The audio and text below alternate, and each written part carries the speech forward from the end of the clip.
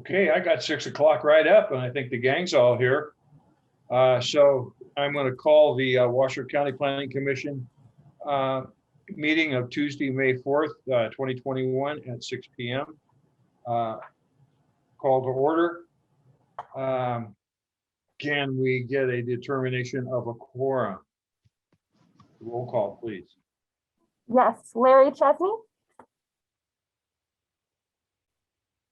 Can all of the panelists unmute themselves for the roll call, please? You can do it head off if you want. I got it. All right, Larry Chesney. Present. Got it. Team Donchik. Yes. Present. Thomas Bruce. Here. Sarah Savilicek. Here. Kate Nelson. Here. Larry Payton. Here. Pat Phillips. Here. All right, thank you. We do have a quorum. Okay. Let's see. Next is the pledge. I think you've got a flag to put up. Maybe. Yeah, there you go. I'll lead us in the pledge. I pledge allegiance to the flag of the United States of America and to the republic for which it stands, one nation, under God, indivisible, with liberty and justice for all. Okay, thank you. Let's see, can we get the ethics law announcement from Jen? Certainly. The commissioners are reminded that if with respect to any matter or any person coming before the commission today, number one, you have received a gift or loan. Number two, you have a pecuniary interest.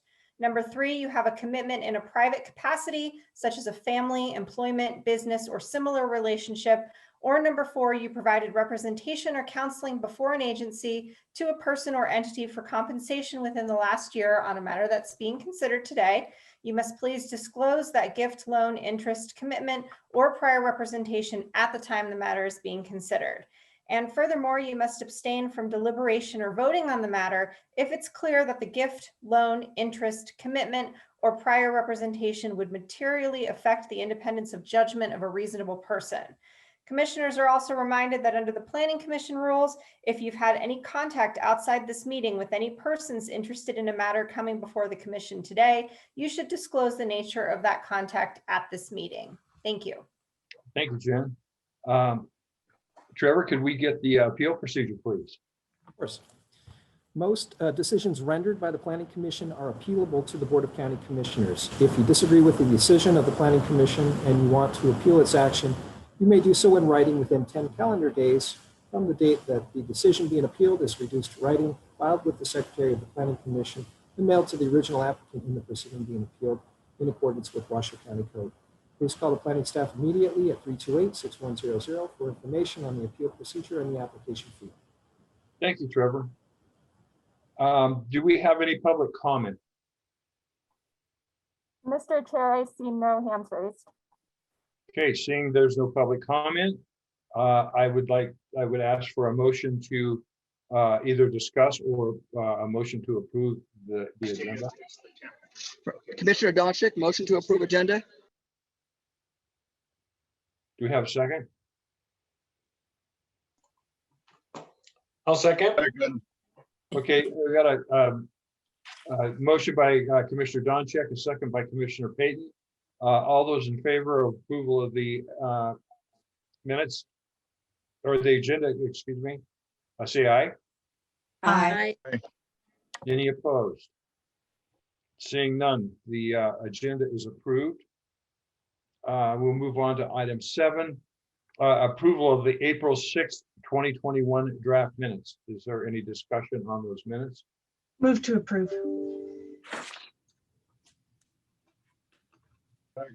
Who made the motion? Commissioner Trevilichek. Oh, thank you, sir. Okay, we have a motion. Do we have a second? Second. Tom Bruce. Okay, we got a motion by Commissioner Savilicek, a second by Commissioner Bruce. All in favor? Aye. Aye. Aye.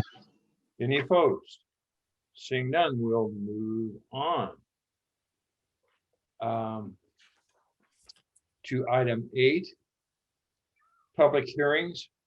Item 8A, a special use permit case number WSUP 210001, Rock Springs Solar. Secretary Lloyd, would you like to enlighten us on? If you will remember, this is a continuance of an item that was heard at last month's Planning Commission meeting. This is the Rock Spring Solar Project for hearing, discussion, and possible action to approve a special use permit for the establishment of a 120 megawatt photovoltaic generation facility and 84 megawatt battery energy storage system, which is an energy production renewable use type. 2, major grading for 627 acres of ground disturbance, including 426,000 cubic yards of cut and 426,000 cubic yards of fill for site preparation. And 3, requests to vary height, landscaping, and parking by allowing structures up to a maximum of 100 feet tall from 35 feet tall, waiving all landscaping requirements and waiving all paved parking requirement. The project meets the standard for a project of regional significance because it will generate more than 5 megawatts of electricity, require construction of a substation, and will require conformance review by the Planning Commission, the Regional Planning Commission. The substation will be located on APN 074040225. This project also requires an amendment to the regional utility corridor map of the 2019 Truckee Meadows Regional Plan. Representing Washoe County in this matter is Planner Dan Kalan for a short presentation. Okay, yeah, I think you gave a great presentation last month. I think just a quick overview will get us through this. All right, Dan Collin for the record. We're going to do a quick overview of last month's presentation with the update that we went to the cab and the update for the grading. So WSUP 21-001. This, as Trevor has said, is to establish 120 megawatt renewable energy use facility requiring major grading, including 426,000 cubic yards of cut and fill, as well as requests to vary height, landscaping, and parking standards. This project is located 45 miles north of Reno. It looks more or less like this. This is the general layout. This is what the photovoltaic cells will look like. The batteries will be one of these 2 designs.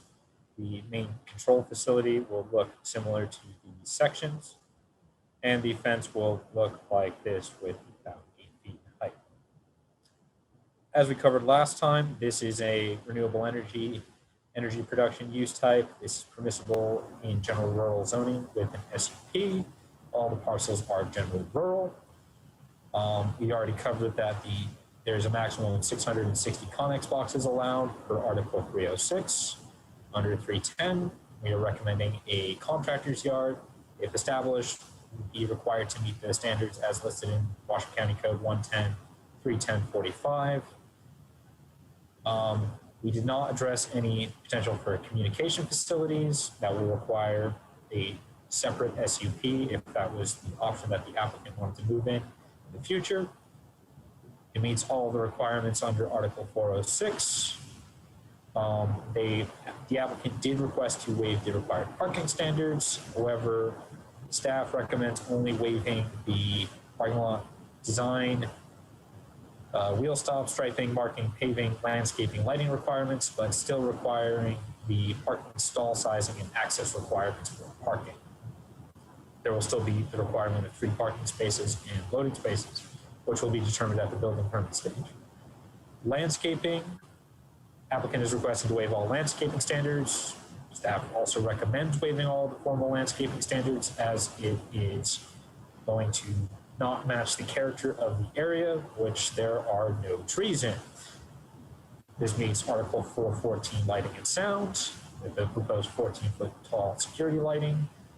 And we touched on grading last time, wherein we updated the noticing in order to provide for 426,000 cubic yards of cut and fill, in order to make sure we do not have to come back here as we have with other past solar type facilities for a revision to the amendment, or sorry, an amendment of conditions in the future, as the grading here should be more than enough to cover that.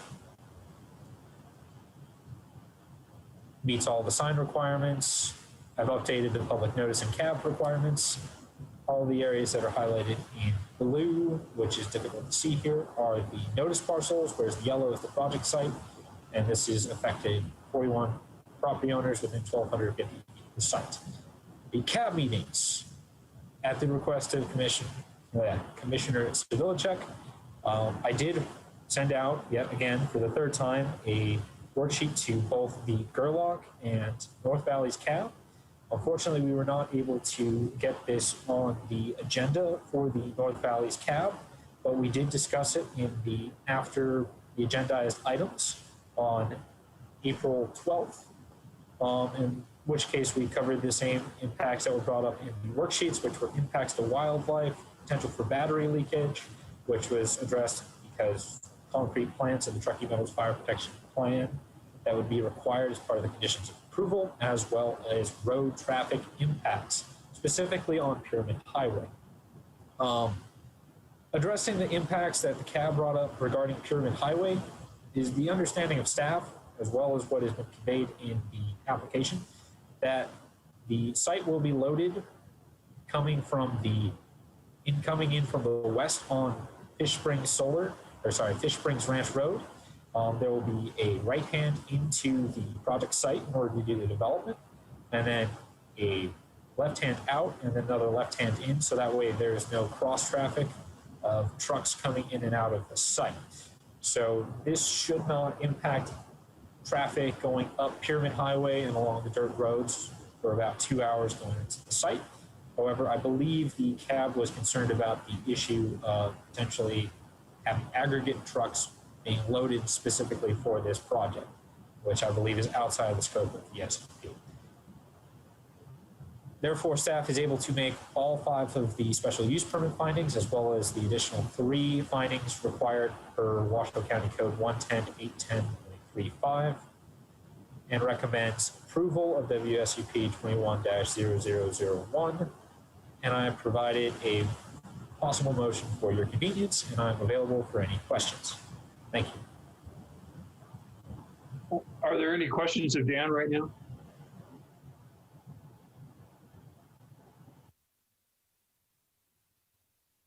Hearing none, does the applicant wish to make a presentation?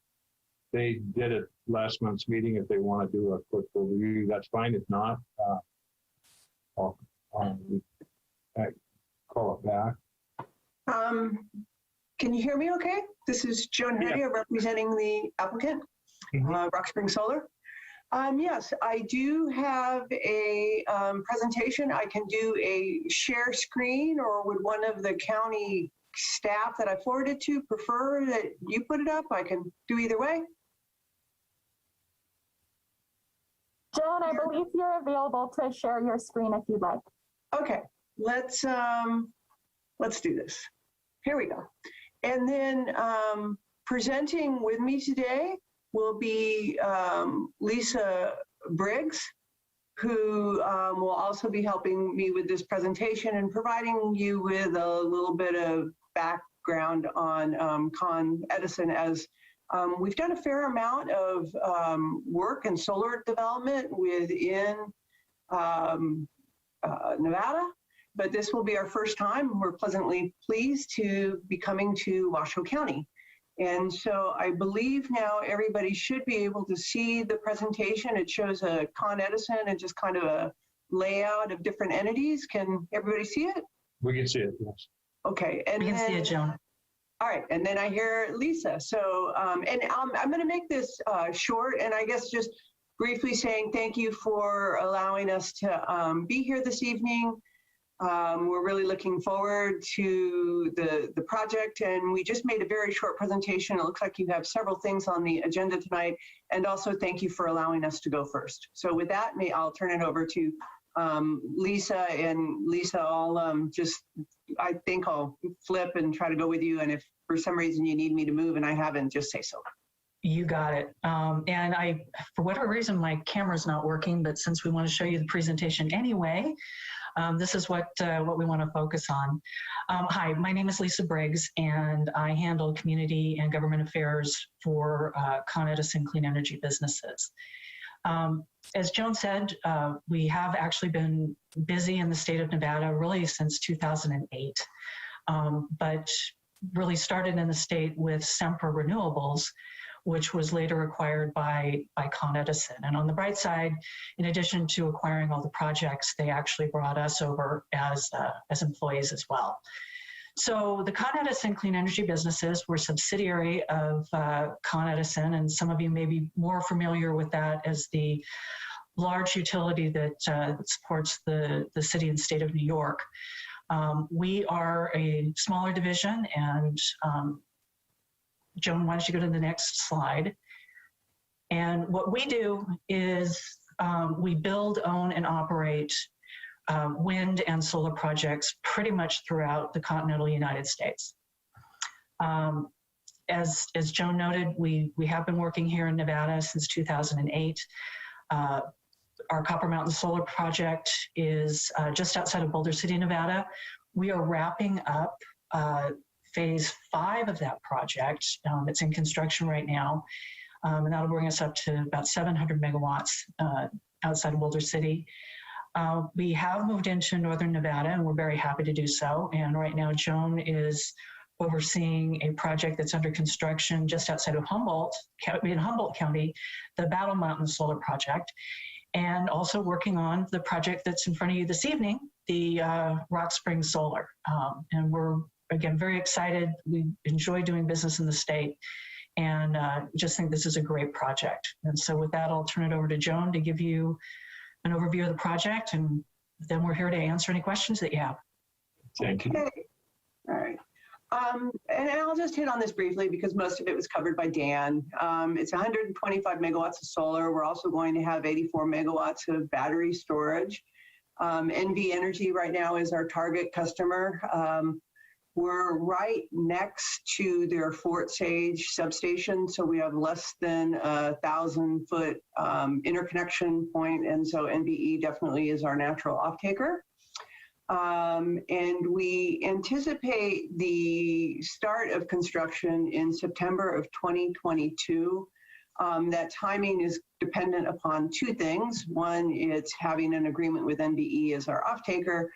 And then the other item is that there are some other transmission upgrades that are required by NVE, not in Fort Sage, but in other substations that they have. So we're just waiting for them to go ahead and complete that. We have received approval from the Public Utilities Commission of Nevada, and obviously we're before you here tonight to have approval from Washoe County. Just showing you a real brief project boundary. As you will note from here, we're right next door to the Fish Springs Ranch, which is also going to be the location for the NextEra Fish Springs Solar Facility. Sorry about that.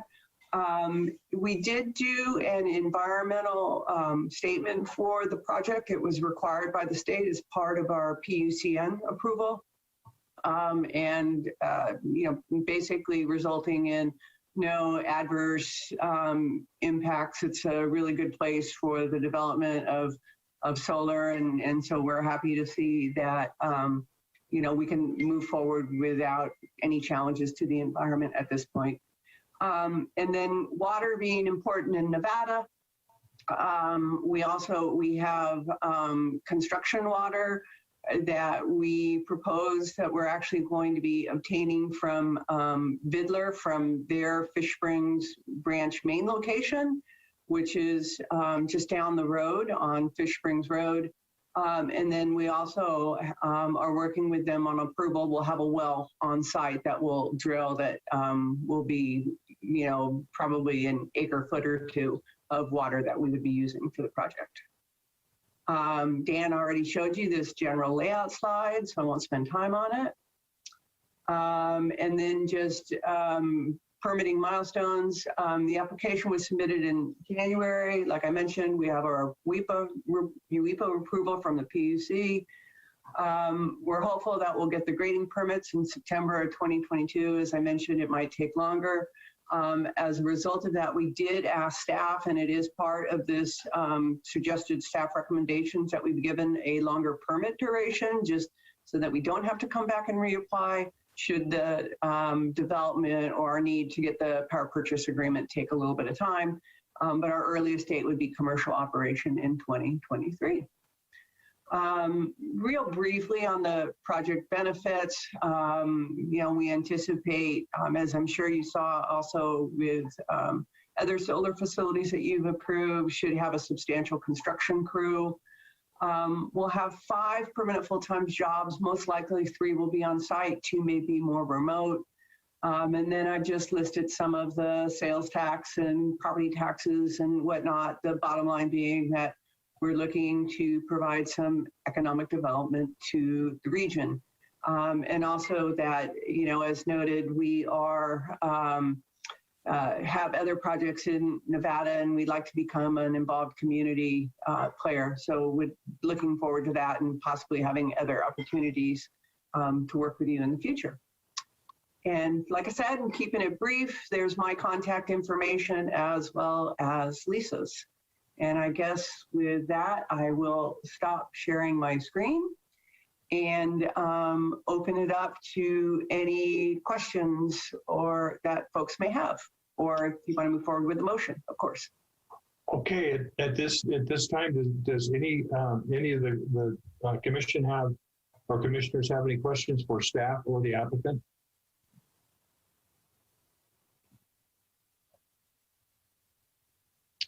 Okay, hearing none. I guess that we'll ask, is there any public comment on this? I see no hands raised for public comment. Okay, seeing no public comment, I'm going to close the public hearing.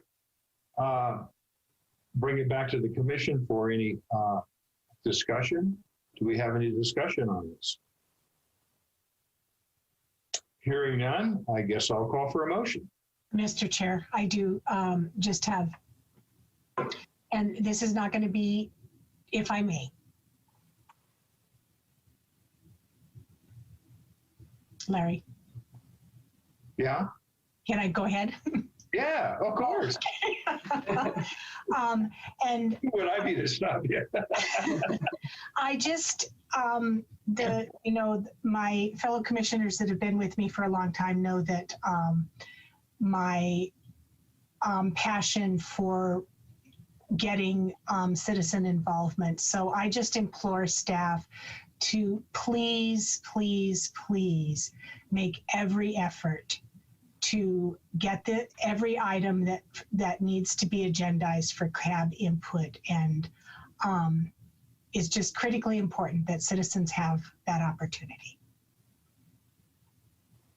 Thank you, sir. Is there any further comment? Dan? I would like to note it was impossible to get it agendized, as it was within the 10 days that was required. So I apologize that it didn't make it there.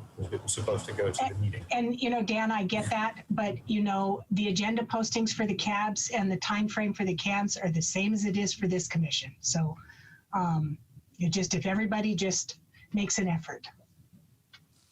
Because it's so less intimidating for people to speak at a CAB meeting than it is to come to a meeting like this. Okay. All right, then I'm going to call for a motion. Is there a motion on this?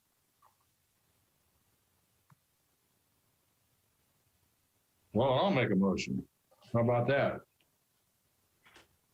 I move that after giving reasoned consideration to the information contained in the staff report and information received during the public hearing, the Washoe County Planning Commission approve with conditions special use permit case number WSUP 21-001 for applicant CED Rock Spring Solar LLC for the following requests.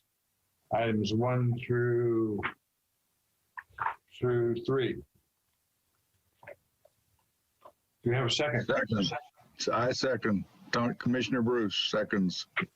Got a motion by Commissioner Chesney, second by Commissioner Bruce. All those in favor signify by saying aye. Aye. Aye. Aye. Any opposed? Hearing none, the motion passes unanimously.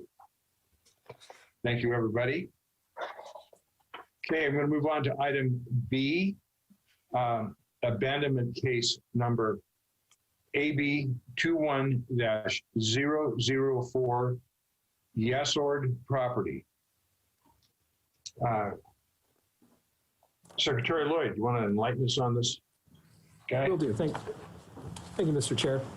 Yeah, for hearing, discussion, and possible action to approve an abandonment of 33-foot wide government patent easements for access and utilities on the west, east, and north side of parcel APN 142-24126 at 14437 Raider Run Road. Representing Washoe County in this matter is Planner Julie Olander.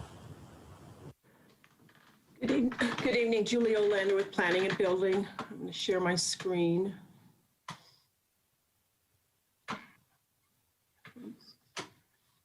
Sorry.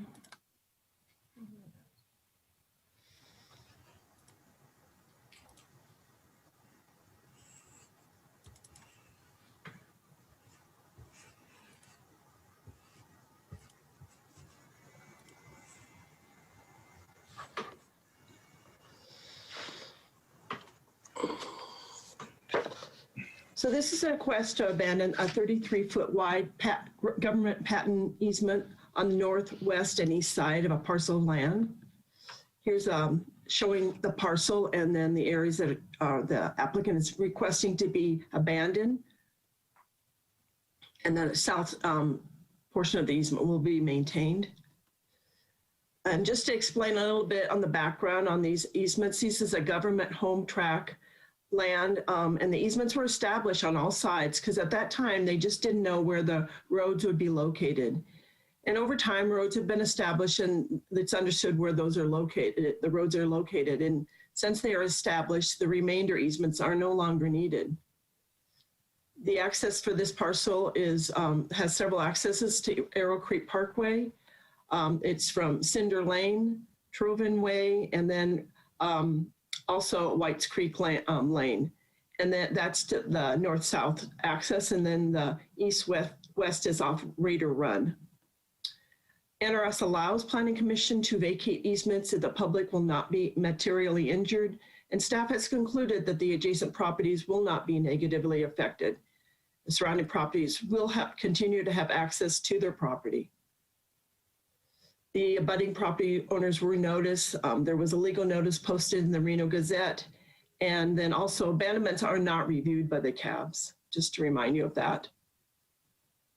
These are the three findings for abandonments. The master plan is number 1, no determinants is number 2, and existing easements is number 3. Staff is able to make all the findings, and I offer you a possible motion. I do believe that the applicant's representative is here, and I will stop sharing my screen if they would like to present. I'm not sure if they want to present a PowerPoint. Yes, they have a PowerPoint, so I'll stop sharing. Thank you. Okay, the applicant, would you like to give us a presentation? Yes, this is Derek Wilson on behalf of the applicant, and I will do a screen share with a brief presentation. Okay.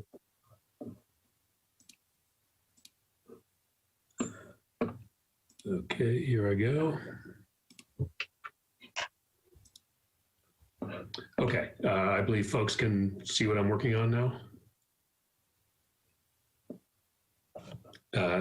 Okay, so this is an easement abandonment.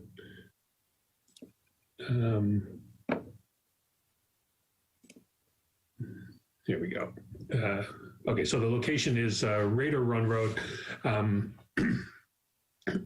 Anybody with a long memory might know that I've done some easement abandonments in this neighborhood before. In fact, getting rid of some of these unnecessary access easements is kind of a popular issue in this neighborhood. And I'll go into that in a little bit in a second. But there certainly is a precedent for pursuing these abandonments. This is a 2.5 acre parcel. All the surrounding parcels are the same. It's HDR and GR zoning, so very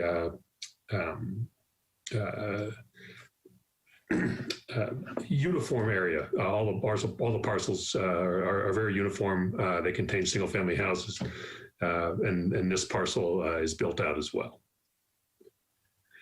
So the purpose here is to remove unregulated access to the parcel.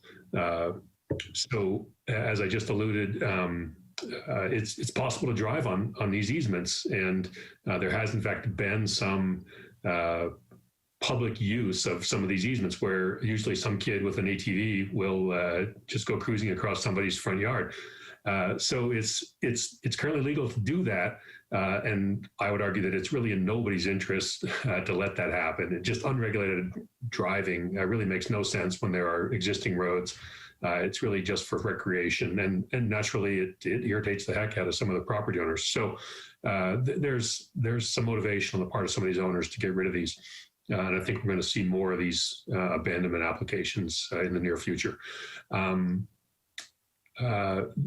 also, whenever I get one of these requests from a landowner, it's pretty fair to assume that they usually are triggered by them trying to get a building permit, and then they find there's this easement in the way of where they want to put their barn or whatever. That didn't happen in this case. It's a large parcel. There was no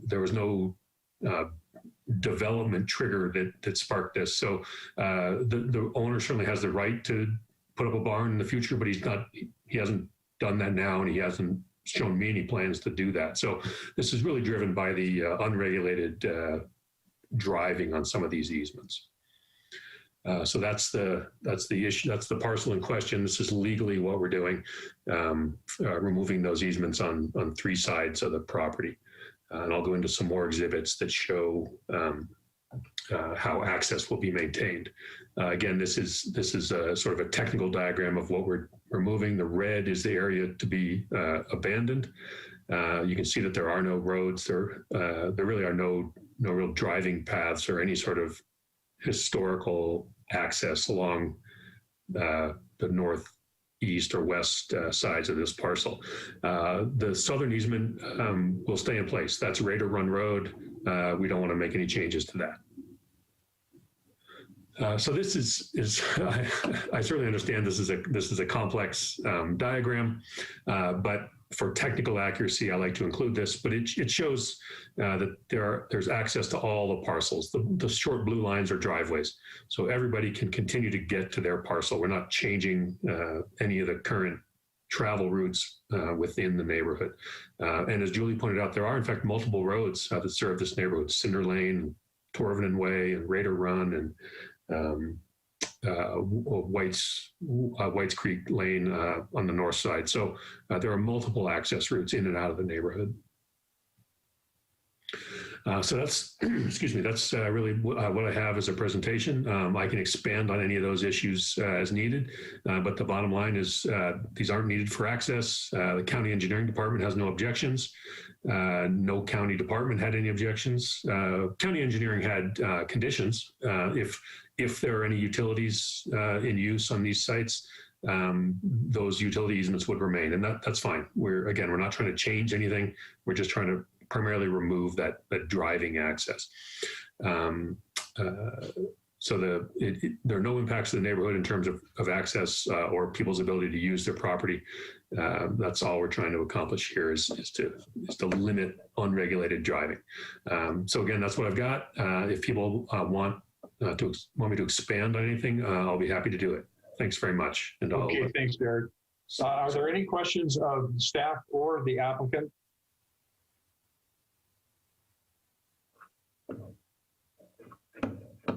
Hearing none, I'll move on. Is there any public comment on this item? Mr. Chair, I do have a hand raised. I'm going to go ahead and promote Bill. Okay.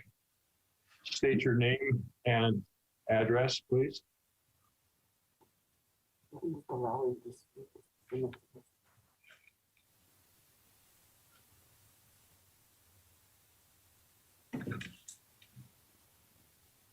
Sorry, I'm asking him to unmute.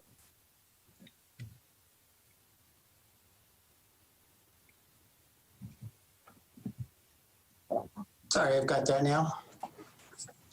Yeah, this is Bill Triguera. We're the property owner due north of this property, and we did have a concern with some, well, I've heard conflicting things now, actually, but there is a utility line that's along the whole west side of that property.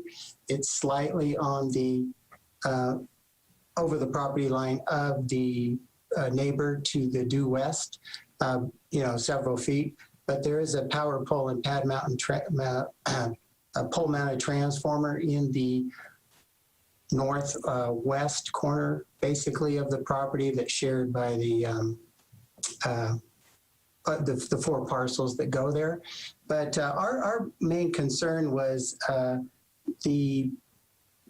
despite the statement, there's no plan for a house, there is the right to build a second home.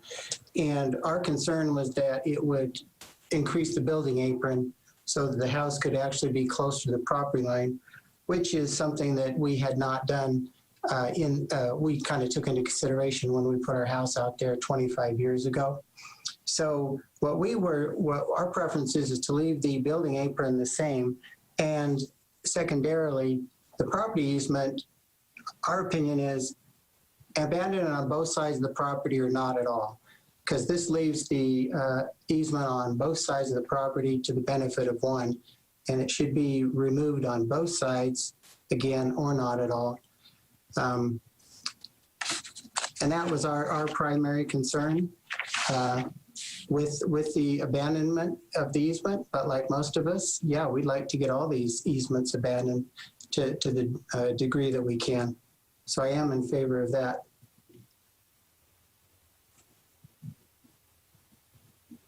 Is that the end of your comment, sir? Well, the only thing is, I don't know if you have it in your power to remove the easement from our property parcel 142-241-23.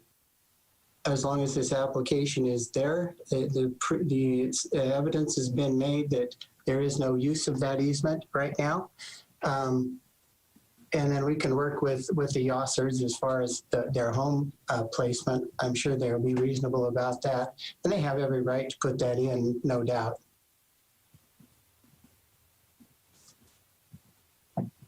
But that's it.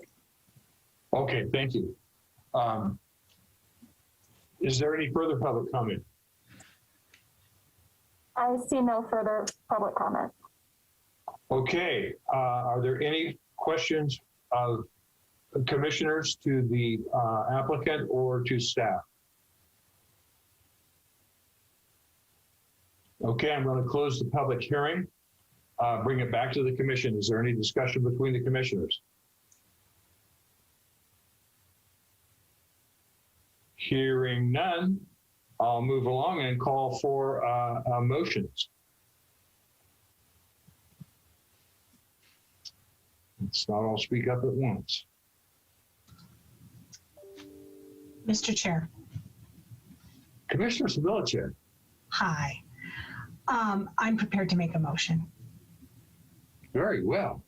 Abandonment case number AB 21-0004, Yassord property. I move that after giving reasoned consideration to the information contained in the staff report and information received during the public hearing, the Washoe County Planning Commission approved with conditions included as Exhibit A in this matter, abandonment case number WAB 21-004 for Kristen and James Yassard, having made all 3 findings in accordance with the Washoe County Code section 110.806.20. Commissioner Donchik, I second. Okay, we have a motion by Commissioner Subdivision, a second by Commissioner Donchik. Any discussion on the motion? Seeing no discussion on the motion, I'll call for a vote. All those in favor signify by saying aye. Aye. Aye. Are there any opposed? Seeing none opposed, the vote, the motion passes unanimously. Thank you all very much. We're going to move on to item C, tentative subdivision map case number WTM 21-008, Braesview Subdivision. Secretary Lloyd, do we have a little description of that? Yes, we do. For hearing, discussion, and possible action to approve a tentative subdivision map to allow the division of 4 parcels totaling 75.88 acres located off Foothill Road into 24 lots with lot sizes ranging from 2.5 to 4.89 acres. The western portion of the site abuts Thomas Creek and will be subject to all requirements of Article 418, significant hydrologic resources. Also, the proposal exceeds the thresholds for major grading and will result in 7.43 acres of disturbance, including 11,543 cubic yards of excavation and 6,674 cubic yards of imported material. Representing Washoe County in this matter, once again, is Planner Julie Olin. Thank you there, Julie Olin with Planning and Building. I had a little technical difficulty. Thank you, Recording Secretary, for letting me back in. I'm going to share my screen.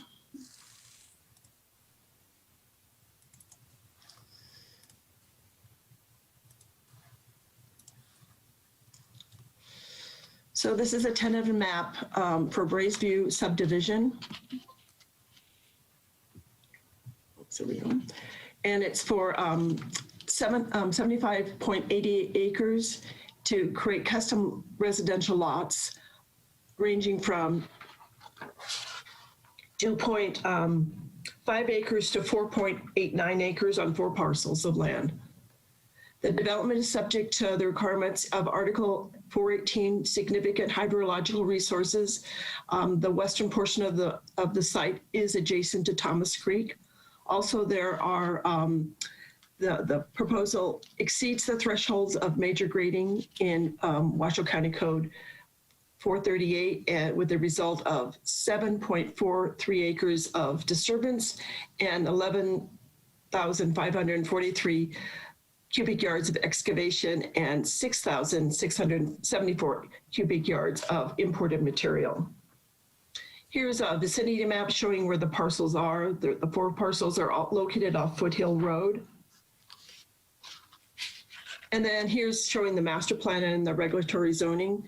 On the left-hand side, you have the master plan. So you see the parcels are primarily rural residential, except along where Thomas Creek is.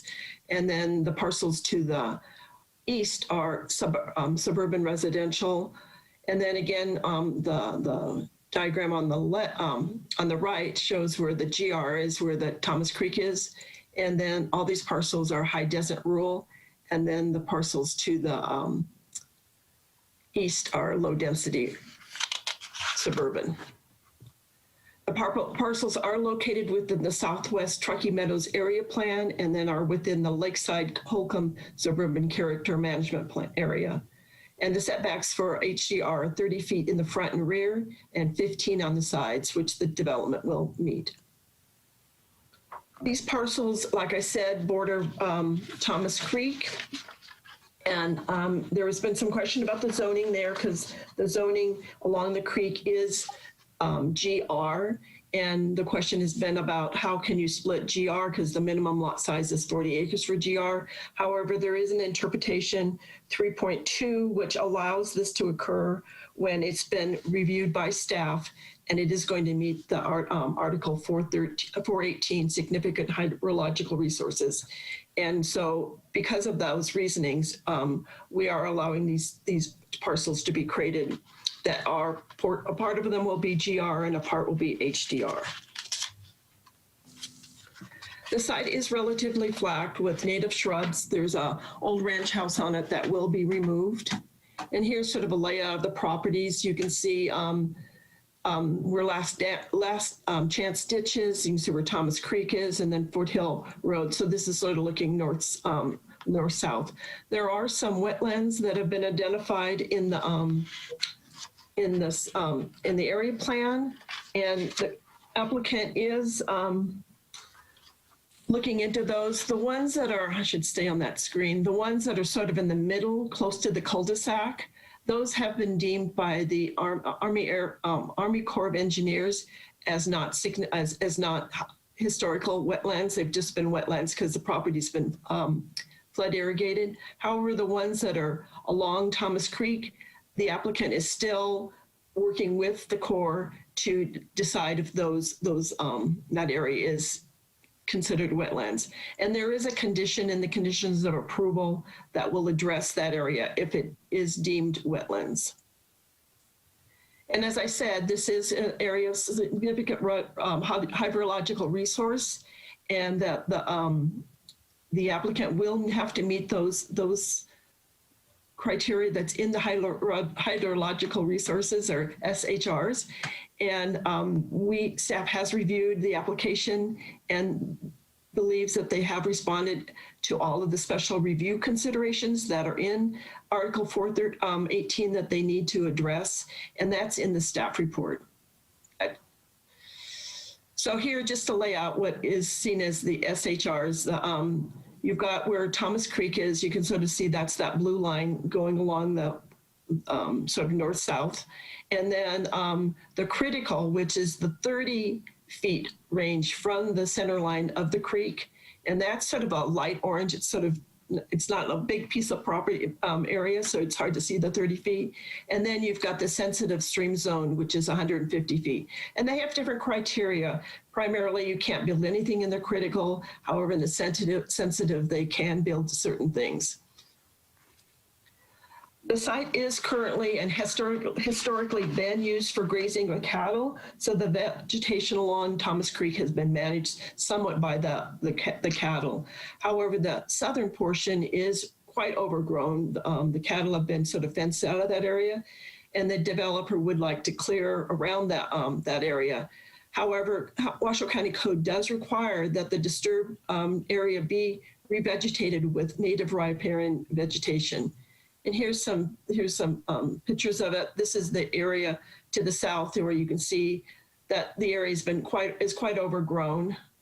And then here's looking to the north where it's been managed a little differently.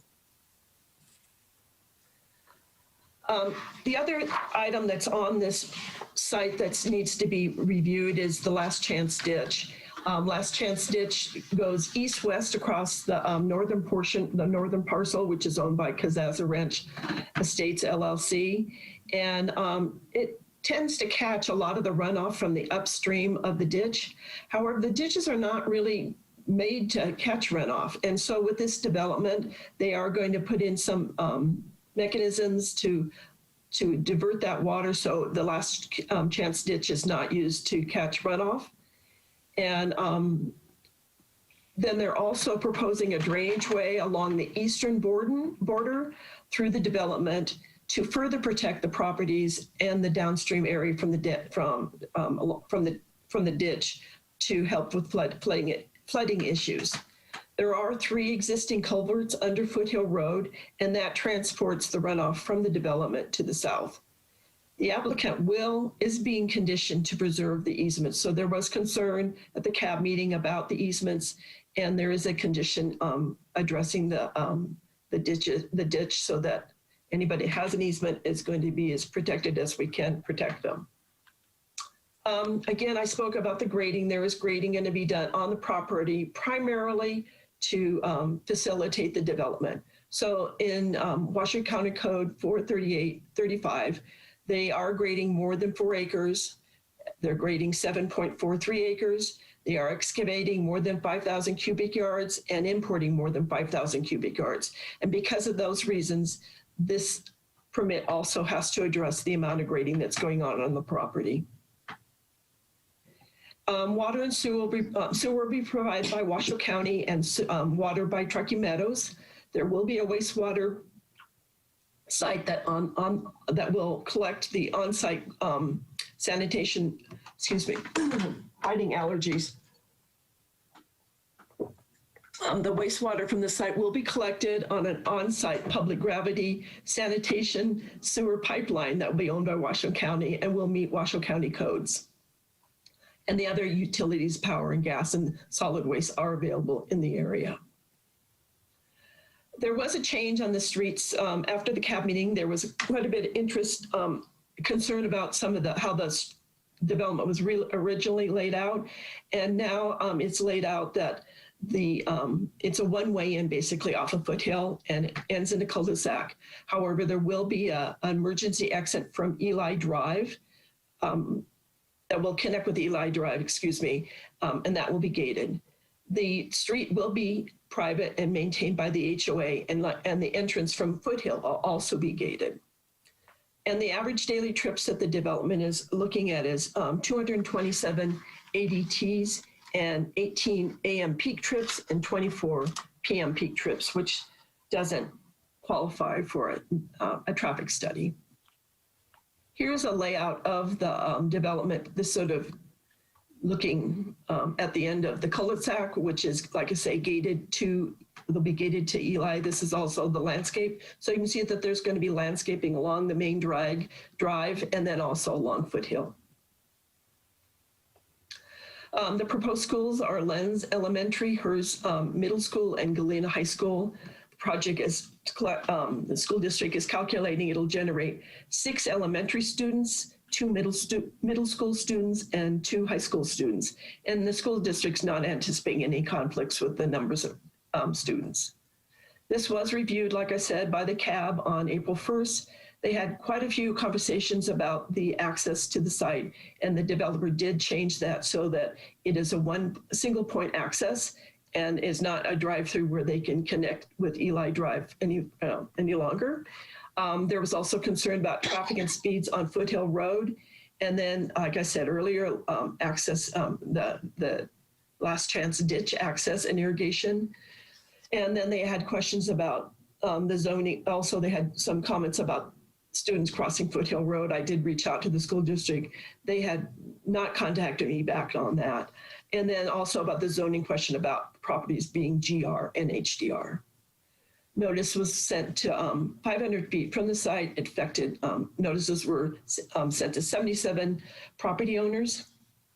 The application was reviewed by numerous departments and agencies, and no recommendations for denial were received.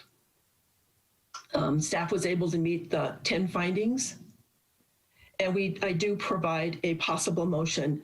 After the staff report was completed, there was some conversation about one of the engineering conditions which addressed Eli Drive, and that was condition 2NN, that's Nancy. And so staff is proposing to amend, to remove that condition. So the motion is asking for, to be approved with the amended conditions, with that one condition being removed. And I'm available for questions, and I know that the applicant is also here, has a presentation. So I will quit sharing my screen. Thank you, Julie. Let Chair commence. Would the applicant like to make their presentation? Yes, I would. For the record, Dave Snellgrove with CFA. I'm working with Loomis Engineering on this. And on the panel tonight, I can see the applicants here, which is Roger Davidson and Adam Giordano. And also I should see, I see Ed Thomas up there as well. Ed Thomas did the engineering on the project. I'd like to go ahead and share my screen and bring my presentation up. Let's see, that's the right one. And,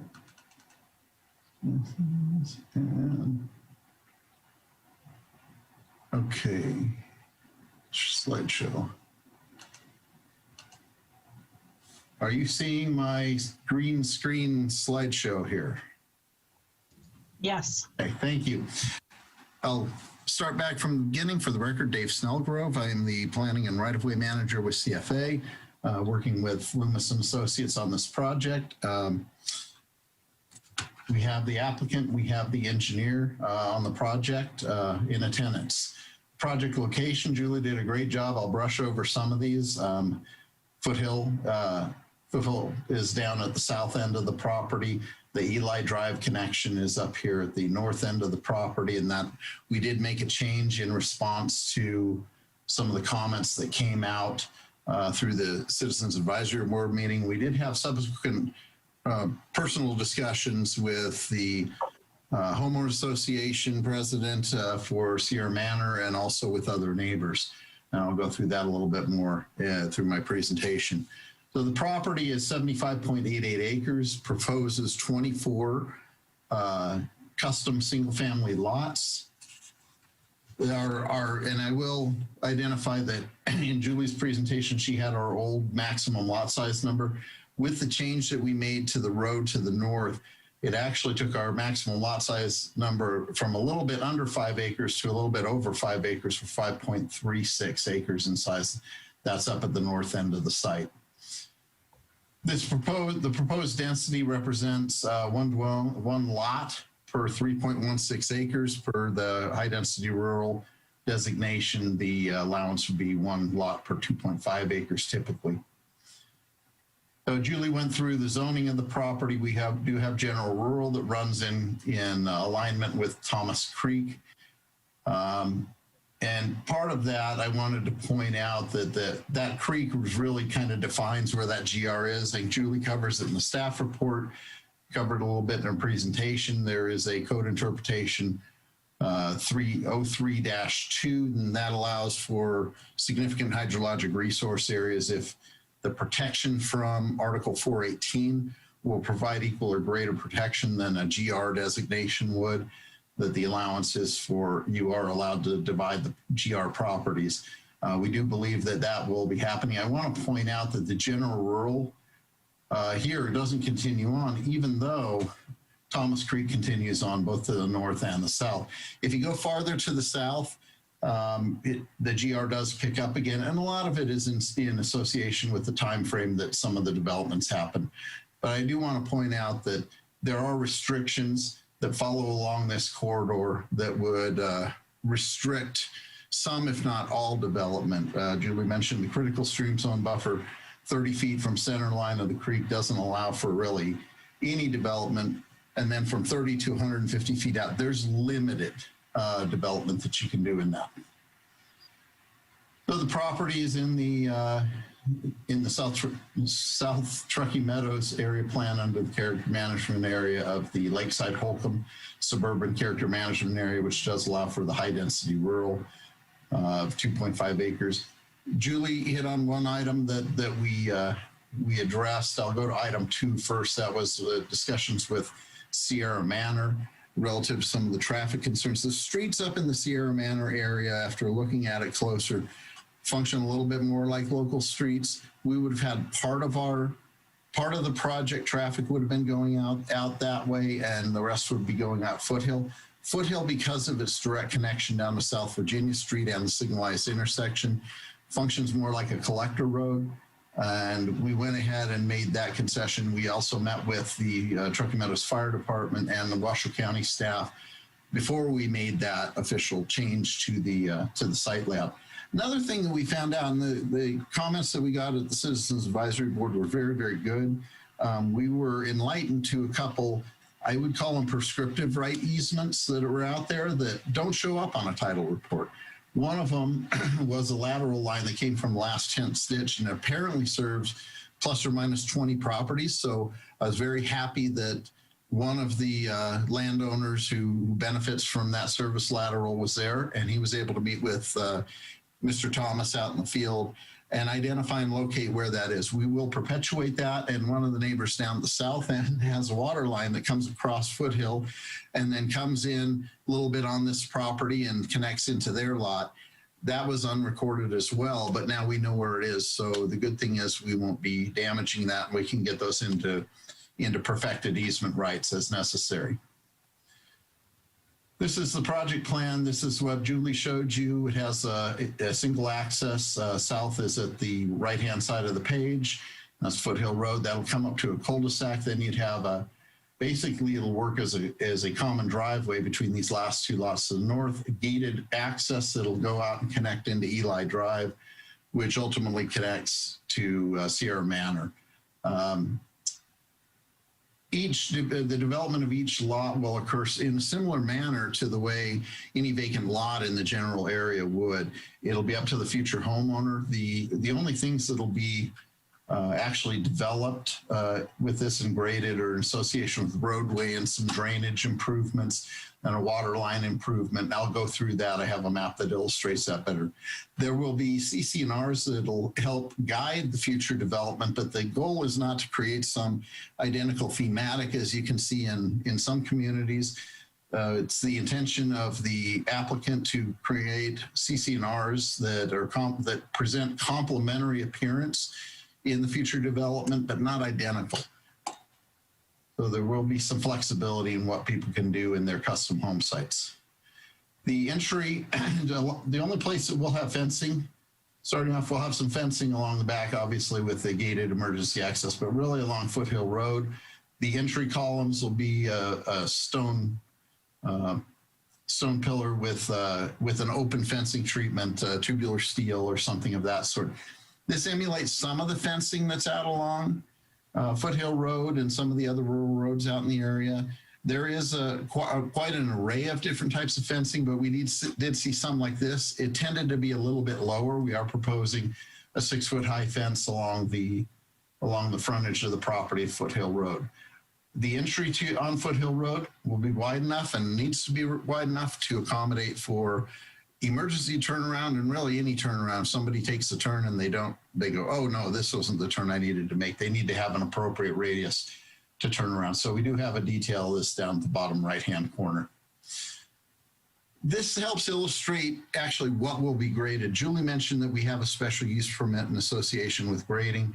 These green areas are the graded areas of the site.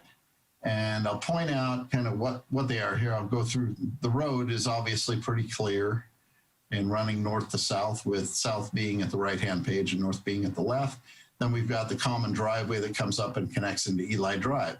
Other graded components with the initial development of this site and the final map of the site, the line that runs along here, which would be on the eastern side, that is pass-through drainage. There is drainage that comes onto the property underneath Foothill Road, and that will continue on through the property and make its way out just as it has in the past. Then we have a graded area down here up to the southwest side of the site. That is for a water line connection. It'll come in to the site. We have the last chance ditch, which kind of bisects the site from east to west with the red arrow. And then we have 3 detention pond areas, and this one has an access to it here at the more southern end. Julie had some pictures of the site. I won't bore you with going over exactly what these are, but this does detail and illustrate that the site is very flat and very developable. We have the overgrowth area, and this is a picture. I don't think Julie had one of what the last chance ditch currently looks like. Pretty understated ditch, but very functional still. Part of the grading that we'll be doing, we will have to put an access here for the Last Chance Ditch Company, and then we'll also have berming on the north side of the ditch to help protect from any flood events should that ditch get a little bit fuller than anticipated. So the residential lot area, 72.33 acres. Some of these kind of shifted around with the change, and we actually have a common area of 3.55 acres. I mentioned before that our maximum lot size went up a little bit. And we believe with this project that conforms with both the master plan and zoning designations, presents a lot size and development pattern that is similar in size and style and ultimate design to other lots in the area. You have a lot of custom developed lots and homes in the area, and we feel that this will match in with that. Project streets will be privately owned as they're gated, and they will not become a burden to Washoe County for maintenance. We do provide for stormwater management for a lot of water that currently sheet flows off of the site, that will be appropriately collected and taken to appropriate locations along with our detention areas. And it presents a high quality custom home development with lot sizes that are expected in this part of Southwest Reno. We agree with the staff's analysis and review, and we agree that all necessary findings can be made. The applicant, Mr. Thomas, who's the project engineer, and I are all available to answer any questions you may have. With that, I close my presentation. Thank you. Do any of the commissioners have any questions at this time of the applicant or the staff? Hearing none. Going once, going twice. Okay. I'd like to open this for public comment. Mr. Chair, I do have a hand raised. I'm going to allow Bill to speak. Okay. Good evening, can you hear me? Yes. Great, my name is Bill Erlach, and I live at 1450 Mallory, and just had a few concerns I was hoping to get addressed by Ed or Dave. And I apologize, I didn't get to the CAB meeting to give you a chance to address those. So the first one is, what is the intended access off Mallory? And since I'm timed to 3 minutes, I'll put out the points and then let you answer afterwards. And then I realized for the traffic on Foothill, it doesn't meet the threshold. My only concern there is just to the west of this project is another 54 acres that was recently purchased and is up for development. So that could continue to add to the amount of traffic on Foothill. So I don't know if the county or the developer could get together and address some of those concerns. Along those lines, my third issue is originally in the 2011 RTC bike plan, Foothill was supposed to be slated to have a bike lane in it. And I don't know if it's possible to have, I believe it's lots 1 and 24, have a bike lane put on the Foothill side. Those lots are 2.75 acres, so they do have the space to have that bike lane put in and still be over the 2.5 acre threshold. And then my fourth concern is lot 17 shows the 40-foot drainage easement basically points right at my property. And in the past, with some of the large flooding years, we've had issues with that water shedding off into our property. So that's of a concern to me, and I'm just wondering if you can address that issue. That's all I have. Thank you. Thank you. Do we have any further public comment? I have no further hands raised. Okay. I'm sorry, Mr. Chair. We do have Lisa. I'm going to allow her to speak. Okay, thank you. Hi, this is Lisa Mays and my husband, Robert, and he is the one that raised the hand. We are on Pickens. Go ahead. Okay, we're right across from the entrance to the proposed development. Two things come to mind. Number one, where their access is on a curve with elevation change on that part of Pickens Drive. And we've lived here built in 1993, bought 5 years before that. And there is numerous times, especially in the evening during twilight, when there are motorcycles and cars that like to race around that corner and then zip on down Foothill Road at excessive speed. It's almost like a blind spot when you pull out of the proposed development to get back onto Foothill at a not really good time of the evening when this happens most of the time. The second concern is what is going to happen with the surface water rights that come out of Steamboat Ditch that go along with this property. We are currently in a situation where all the water that comes down is going through the properties here now and going down and being used for irrigation. It's been that way ever since I've been here for 35 years now. We have heard that the developer is going to see if he can transfer those surface water rights to groundwater rights so that the owners of the properties can put in agricultural wells to irrigate their properties. The trouble we have is we have domestic wells here, and you start putting agricultural wells, especially in years like now where our surface water is going to be cut off probably in August because lack of snowpack. That's just what nature gives us. To have someone who has unlimited access to a well for agricultural purposes concerns us on draining our wells down to where we would have to alter the depth of our wells. So those are the basic two things we had and we're concerned about if those could be addressed. Thank you. Thank you very much. Okay, is there any further public comment? I am not showing any further hands raised. Okay, thank you.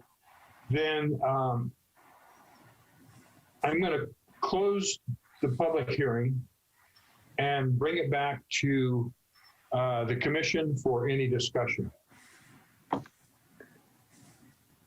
Pat Phillips, I have a question. Yes, Pat. If the developer does change it over to agricultural wells, will that come before the county again before that happens? Anybody want to take that one on? This is Julie Olander with Planning and Building.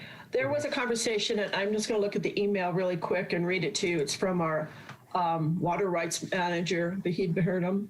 He said that the conversion of Truckee River service water rights to groundwater to be pumped and diverted from wells is not possible. Also, it's highly improbable. And I had a conversation with him. Truckee Meadow, Tumwa does not typically, and maybe the applicant can correct me if they've had different conversations with them, but they don't typically allow you to have Tumwa water and a well. It's one or the other.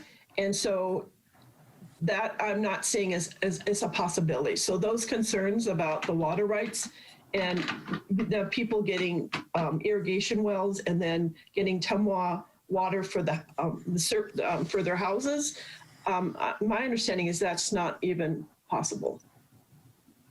Thanks, Julie. Pat, does that answer your concern? Unmute, please. For clarification, does that mean they can have, or they will try to have both agricultural and Tumwa water? Because that's what I'm hearing is not a possibility. I'm Julie Olander, for the record. Appreciate the question, but my understanding is that's not possible. I mean, the applicant can correct me if I'm wrong, but Tumwa basically gives you an either or. And the other side is Tumwa, wants you to use their water, and they don't want to be using the groundwater because they also have wells that they don't want to have disrupted by more wells being put in the area. So I'm going to say no, that it's not possible to have both domestic water from Tumwa and having a well. I know it occurs in there's certain places, properties that have that, but my understanding is Tumwa is trying to phase those places out. So it's an either or. Thank you. Okay, any further questions of staff? Or no, I'm actually running discussion. So any further discussion? I hear none. So I am going to call for a motion. Do we have a motion?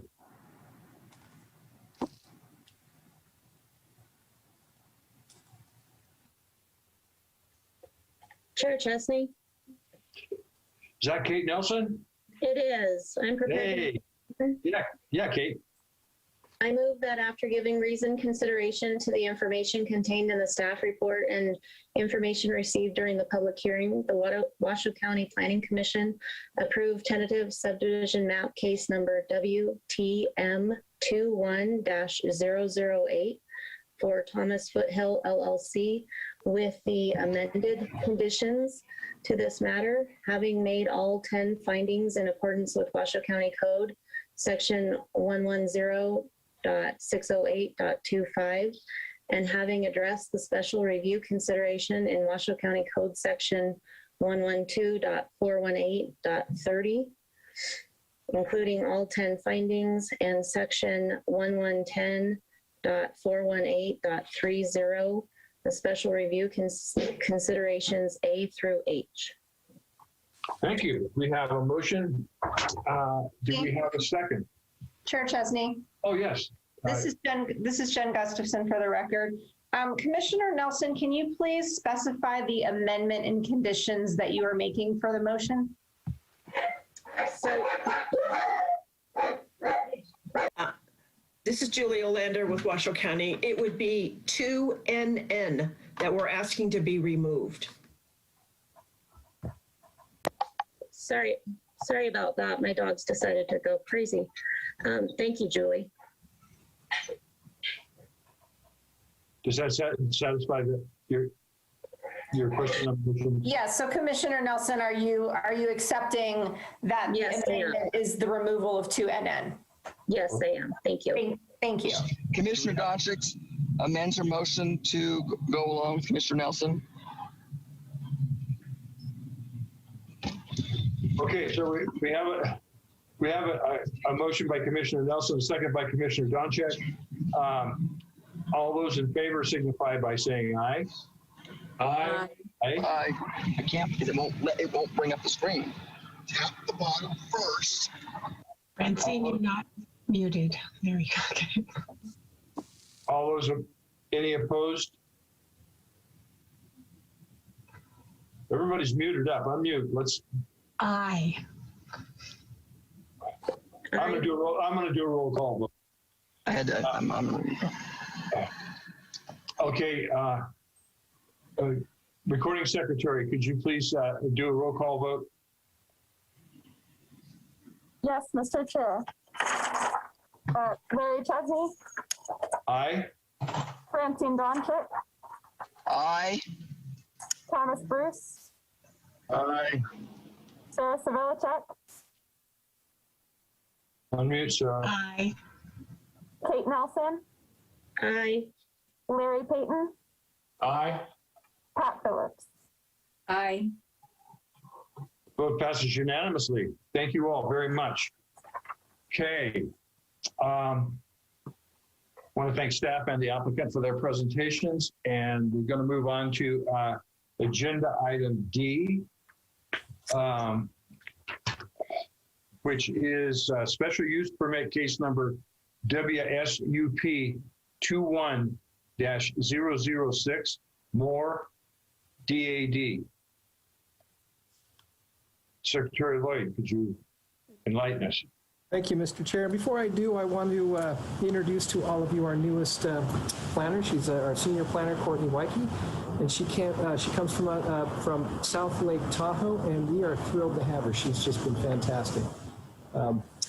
So take a moment and say hello to Courtney.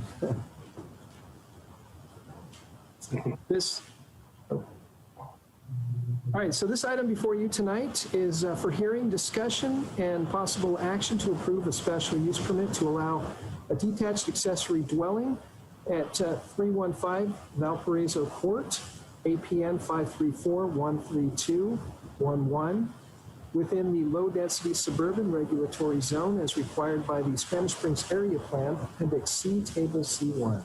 So once again, Courtney Wyke. Okay, I'm going to go ahead and hopefully share my screen here. Okay, I can't see me, so maybe somebody can just let me know. We don't see it yet. No? Not yet. Okay, Yeah. 1 second. Thank you. That's why we ask, I guess. There, we got it. Thank you. We see your email. Well, it's email. There we go. There we go. Thank you. Yeah, no one wants to see that. Okay. Good evening, Chair Chesney and commissioners. For the record, Courtney Wyke, Senior Planner, Project Manager for WSUP 21-0006.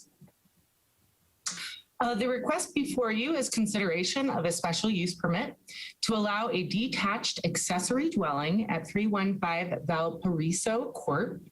The proposed use of a detached accessory dwelling, also referred to as a DAD, and how I'll refer to it going forward in this presentation, is classified as a residential use type and is permitted in this zone with the approval of a special use permit, as required by the Spanish Springs Area Plan, Appendix C, Table C-1.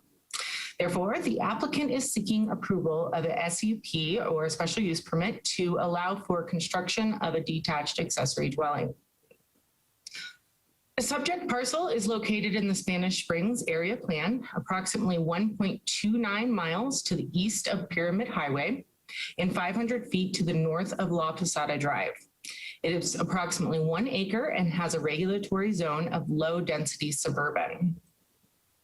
As you can see, all surrounding properties have the same regulatory zone. The existing residence, shown in red, is approximately 3,770 square feet, and the DAD, shown in blue, is proposed to be 1,200 square feet, which is less than 50% of the existing residence as required. The required setbacks for low-density suburban are 30 feet in the front and rear and 12 feet on the sides. As proposed, the DAD would meet all required yard setbacks. Note the hatched area outlining the DAD footprint represents the disturbed area for construction purposes only and does not encroach into the setback. Washoe County defines the parcel as a through lot, meaning the lot is bounded by 2 streets. The existing residence gains access from Valparaiso Court. In order to serve the proposed DAD, a new point of access is proposed on the west side of the parcel via Cordova Boulevard. As previously discussed, the proposed DAD is less than 50% of the size of the existing main residence and is less than the maximum 1,500 square feet for a DAD, as required by Washoe County Code. All other county code requirements for DAD approvals have also been met. The proposal is consistent with applicable Spanish Springs area plan policies. On April 7th, 2021, the Spanish Springs Citizens Advisory Board considered the proposal and voted unanimously to support the application and provided a recommendation to the Planning Commission for approval.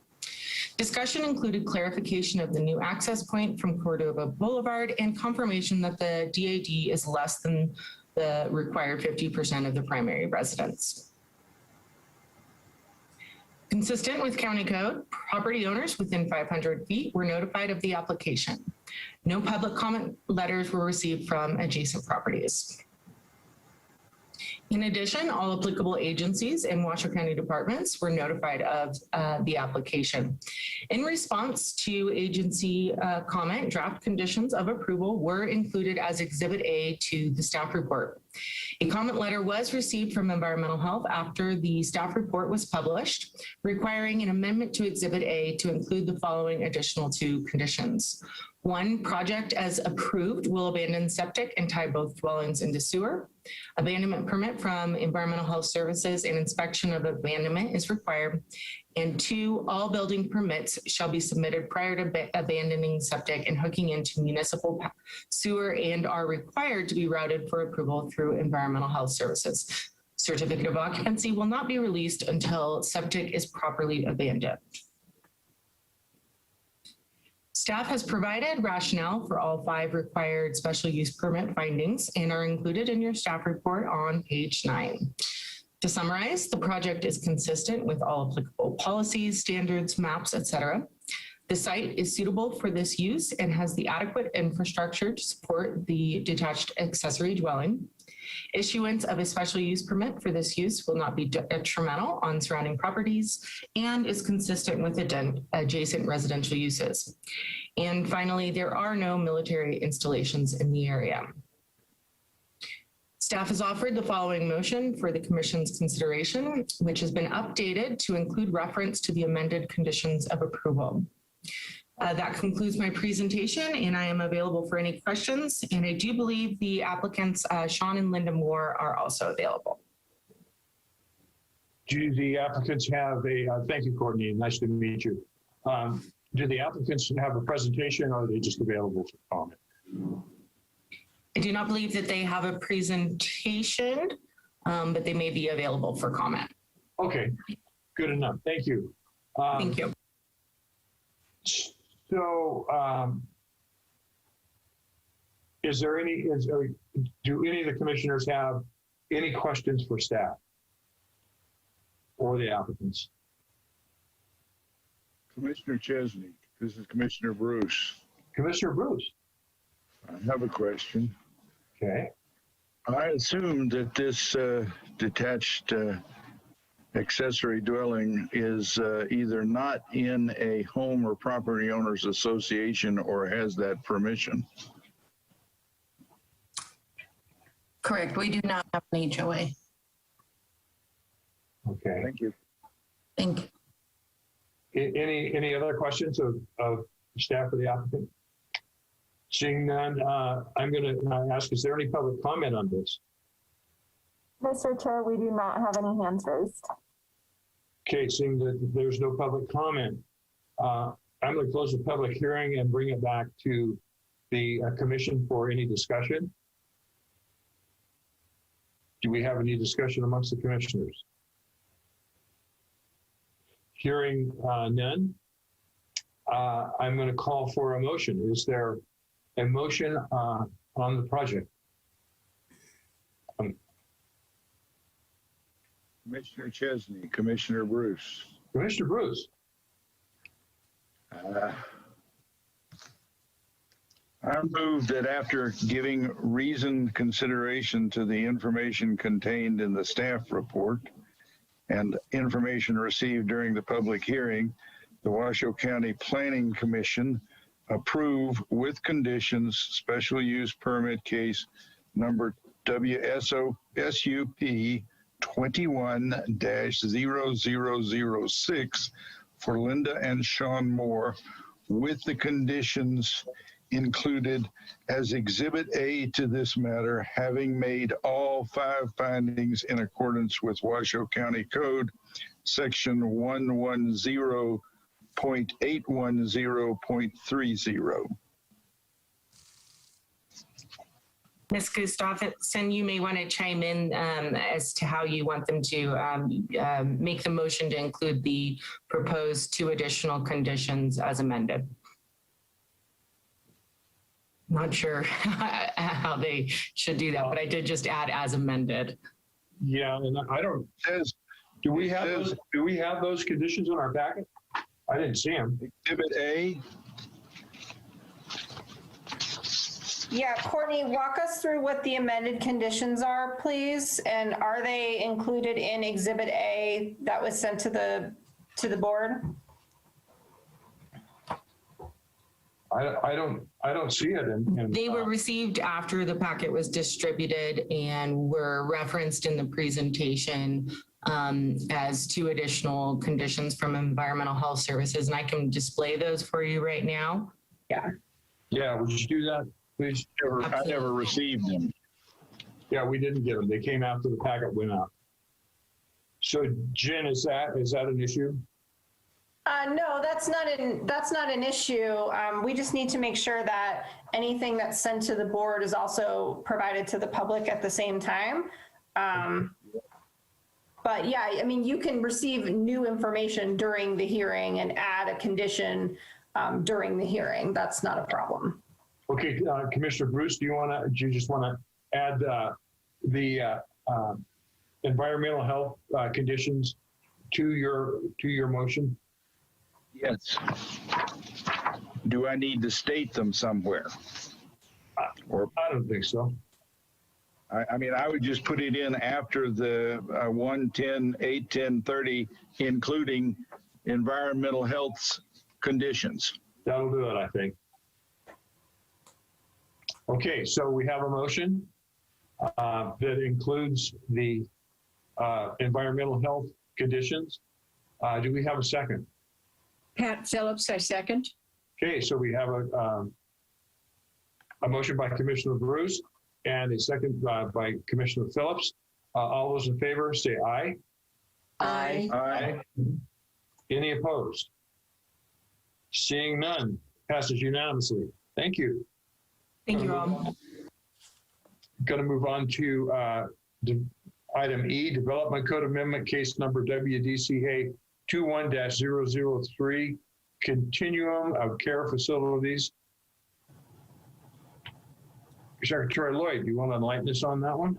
Will do. This item for hearing, discussion, and possible action to amend the Washoe County Code, Chapter 110, within Articles 304 and 902 by amending various definitions in order to better define the continuum of care facility use type as a commercial use type, clarify that the application of residential density does not apply to continuum of care facilities, specifically exempt continuum of care facilities from the definition of dwelling and dwelling unit and create a definition for continuum of care unit. If the proposed amendment is initiated, a public hearing and further possible action to deny or recommend approval of the proposed amendment will occur. And if approval is recommended, to authorize the chair to sign a resolution to that effect. Representing Washoe County in this matter is County Planner Dan Pullen. Commissioner Bruce, I have a procedural question. Yes, go ahead, Tom. Are we considering what was sent out in the packet and presumably posted and available to the public when required, or are we considering the email I received yesterday evening saying it was that this had been revised, and that I had received the revised, and I haven't bothered to go through the 155 pages. So Commissioner Bruce, Chair Chesney, if you'd like me to respond. Yes, please, Jen, thank you. So the revised documentation that was sent out to the board was also posted on the website. So it was available to the public at the same time. It was sent out to the board. And Dan can explain the actual revisions that were made, but the revisions are really just to ensure that the title of the ordinance matches the agenda language that was noticed and provided to the public, and which also matches the case description. So it's my understanding that there wasn't any amendments to the ordinance itself or to the body of the staff report. It was just to provide consistency with the title of the ordinance, the case description, and what's posted on the agenda. And Dan, of course, can elaborate on that as well. I still have a question. Then should we not deliberate on what we had, and as we just did with an amendment, make the changes so that the changes are documented in a public manner rather than just slid under the table and said, here it is now, without it having been posted when it was supposed to have been posted when the previous revision was posted. So in other words, isn't there supposed to be a fixed time period before the meeting when this information is made available to the public? No, Commissioner Bruce, there's actually no requirement under the open meeting law that the supporting materials be even provided to the board in any sort of fixed time before the meeting. A person can literally show up at the meeting with supporting materials and hand them to the board. And when that happens, the board can take a break and review the supporting materials and move on with the meeting. But there's no fixed time prior. I understand that, but when the person shows up with supporting material, that is incorporated into the motion approving the material that was presented before without the supporting material. I'm not sure that I follow the question. The supporting materials can be provided at any time up to the meeting. Not arguing that. It's like the previous motion where supporting material was presented after the material was done and after we had reviewed it and done that, and then that was included as an amendment to the original application presentation. Yes, I understand that. So you're asking whether there needs to be some sort of amendment in making a motion on this? Because there isn't, because the information is the same. It's just the title of the ordinance was changed to match what was agendized. That's the change. So there really wouldn't be any amendment to the motion necessary. The motion would be the same. Then why was the revision necessary?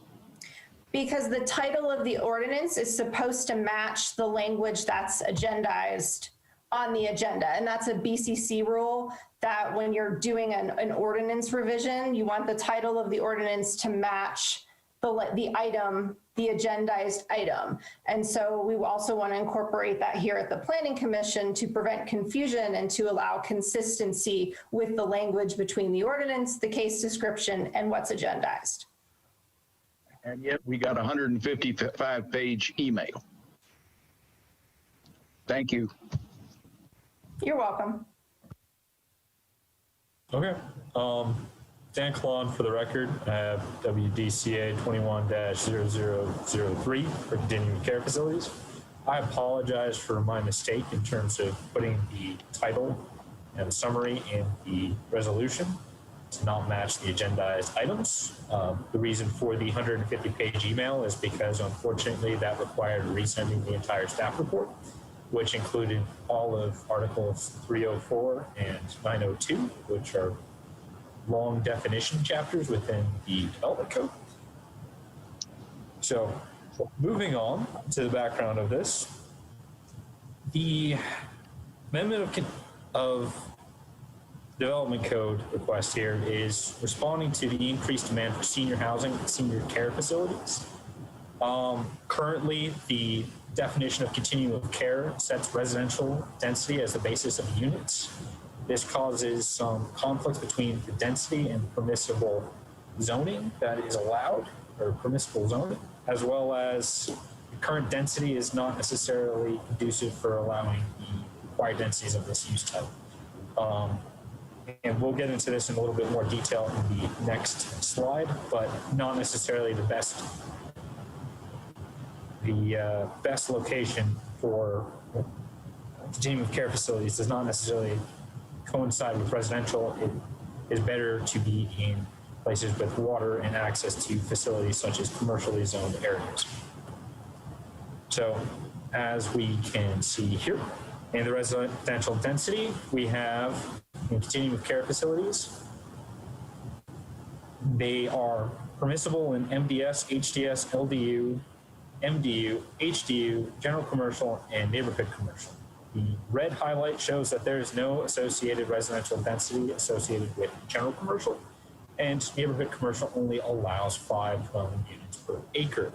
All of the other titles here are dictated below regarding 9 attached for high density suburban, et cetera, et cetera. So what the crux of the matter comes down to is the definition of dwelling unit. A dwelling unit, as it currently reads, is any building or portion thereof, which includes a fabricated home or portion thereof, which contains a minimum permanent kitchen and bathroom, i.e. toilet facility, but may also include living, sleeping, and eating facilities as required by the Development Code, International Building Code, and or National Manufacturing Home and Safety Standards Act, as well as the definition of dwelling, which means any building or portion thereof used exclusively for residential purposes, but does not include the hotels, clubs, boarding houses, rooming houses, fraternity, sorority houses, or institutions. As these two definitions are currently written, it is possible to look at places such as restaurants or other commercial facilities that include both a kitchen and a bathroom as constituting a residential dwelling unit.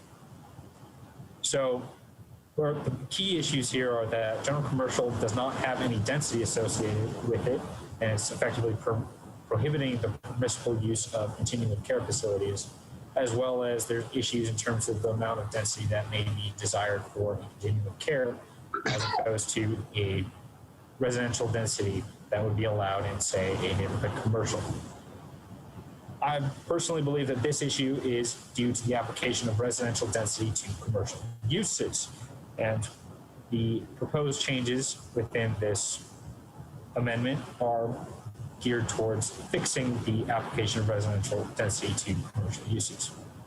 So first proposed change is to Article 304, continuum of care facilities definition. The definition will be changed to read, and the bold areas are areas of addition. The red strike through is areas of deletion. So proposed draft language is continuum of care facilities for seniors use type refers to commercial establishments that provide housing, activities, and 24-hour skilled nursing or medical care to allow for adults to age in place. The number of continuum of care units and parking standards shall be determined through the special use permit process. All other development standards shall apply. Facilities may include independent living, assisted living, nursing care, hospice care, accessory housing for staff, and medical facilities and services for residents. This is specifically to bring the continuum of care definition into full agreement with Washoe County Code 110-304-15, which defines residential use types. And residential use types include the occupancy of living accommodations, but exclude institutional living arrangements providing 24-hour skilled nursing, custodial, or medical care, and those providing forced residence, such as asylums or prisons. This effectively, the proposed amendment removes residential density from the definition, and it clarifies that it is 24 hours of skilled nursing, custodial, and medical care, as would be recommended under residential use types. So since it is no longer included, it would be part of that commercial use type. Moving on to the proposed changes within Article 904. Here we are effectively just adding some clarification to both residential density and dwelling. So updating the residential density or density, residential density means the number of dwelling units per gross acre for residential uses as defined in Article 304 use classification system, which would outline residential uses such as single family detached housing, multifamily, or say group care homes. Now we have the definition of updated definition of dwelling, where dwelling means any building or portion thereof used exclusively for residential purposes, but does not include hotels, closed boarding houses or rooming houses, fraternity or sorority houses, continuum of care facilities, or institutions.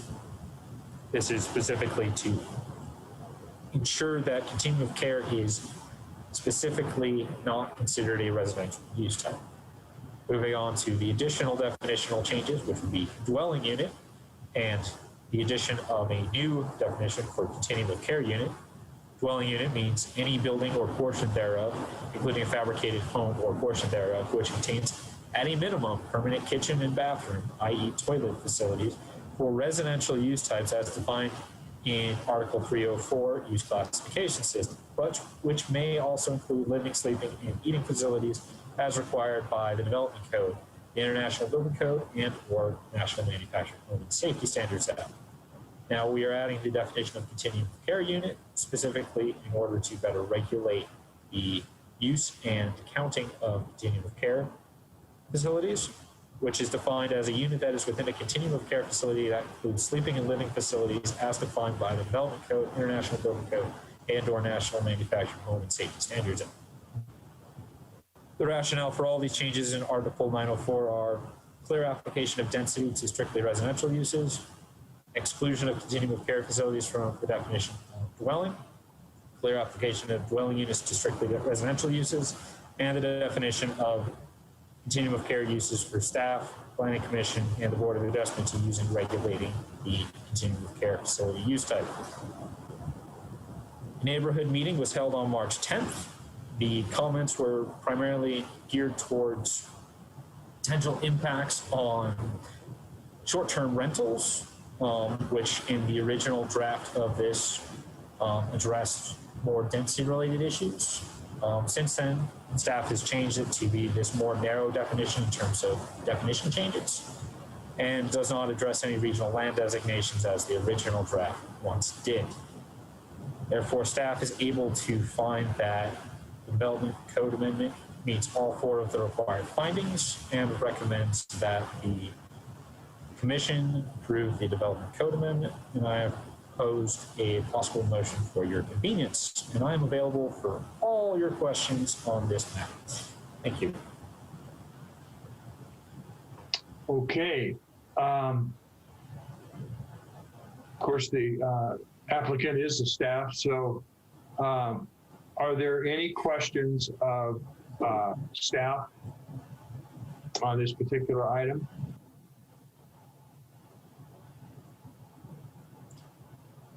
I don't hear any.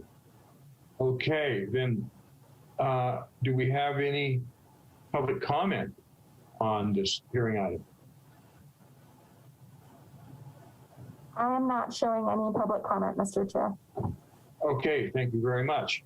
Then I'm going to close the public hearing, bring it back to the commission for any commission discussion.